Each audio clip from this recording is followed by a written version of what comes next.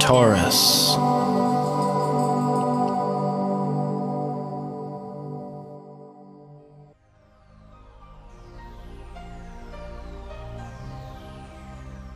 Hello Taurus, this is your forecast for October 2014, and this month is super special because we have two eclipses going on.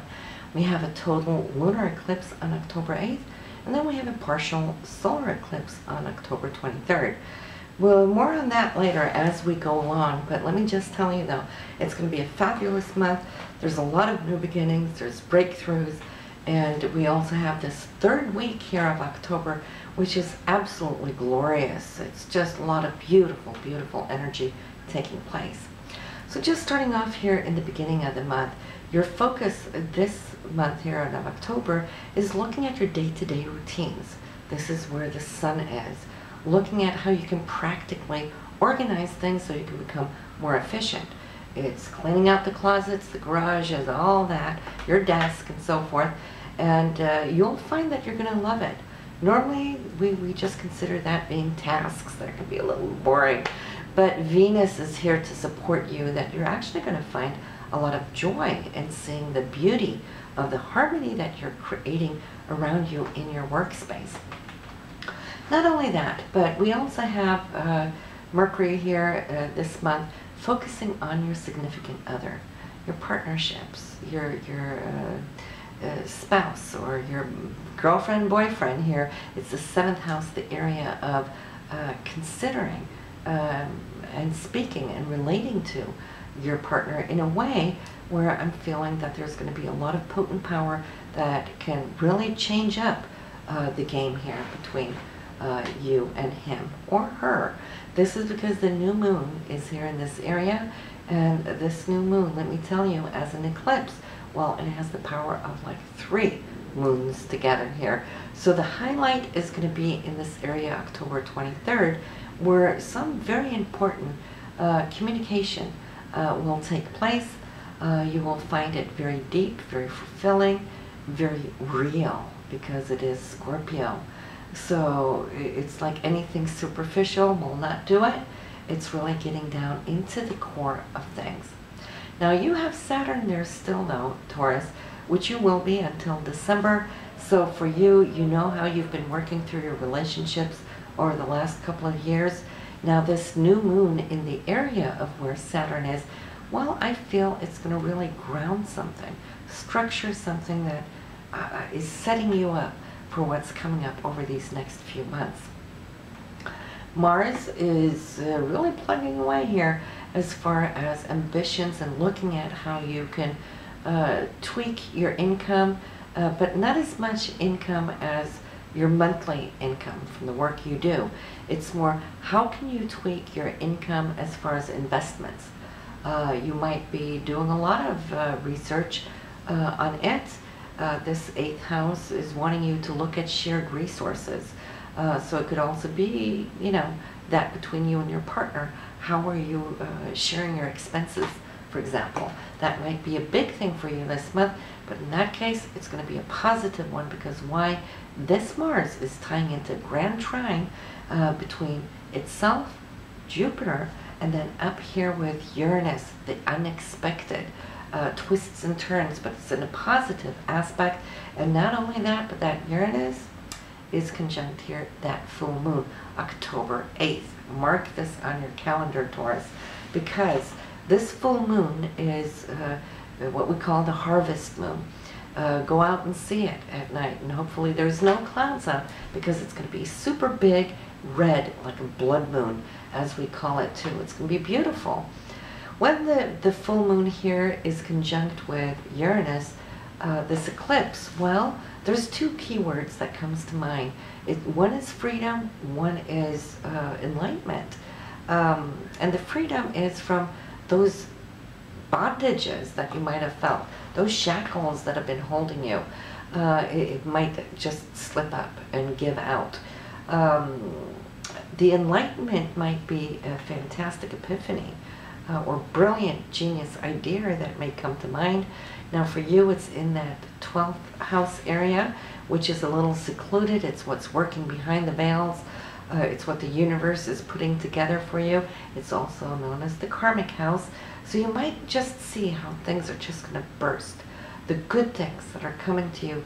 So we have a super grand trine between Uranus, the full moon, Mars and Jupiter, and all of them are working perfectly, harmoniously together.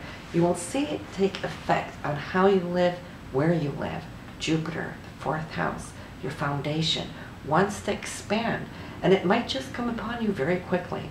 Some choice or some activity or some proposal coming in as to how you live. Mars is looking at that up here like, well, that makes sense. Shared resources, the 8th house, right? So maybe some of you might just come to see that you will be moving in with somebody, having shared expenses, that it makes sense, more money to go around. And it might be something that you might spiritually and deeply feel has a very strong karmic connection because it's that 12th house. And the unexpectedness, well, that's just Uranus and how Uranus works.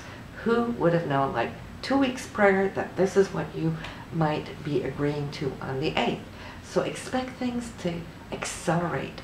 Uranus does that because Uranus is the higher octave of Mercury, which is linear time, whereas Uranus works in a totally different time scale. It can super speed things up. It can definitely also slow things down. But right now, you're moving, and you're moving quickly. And to tie off this grand trine that we're having, if you can imagine a trine this way, right? So you got shoulders, you got the bottom, then put up a little triangle on top. We have a kite. And we don't always have kite formations going on, but they're really unique when they show up. The top of the kite has the sun and Venus together. The sun is you, your essence. Venus is love, security of money, and so forth. All those things that are beautiful and valuable. So that's up here. That's your goal. This is where you're reaching. The shoulders on either side here is Mars and Jupiter. So it's action, direction, Jupiter, expansion, and all the good things coming in. And then the bottom of the kite is that lunar eclipse and Uranus. That's there. So, and that's what's making that kite fly. So they all tie together. It will bring you, or bring to you, a new daily routine as well, because it is that 6th house. You will see your health is going to be improving. There might be good news. If any of you have been undergoing any kind of health situations, this is also the area of health. In that case, good news is coming. Mars is strengthening you, and Jupiter is also putting in all its healing vibes. So then we also have here, but I'd like to talk a little bit about the 3rd week of October, because back to back, there's going to be situations now which are just extremely joyous. We have the 14th.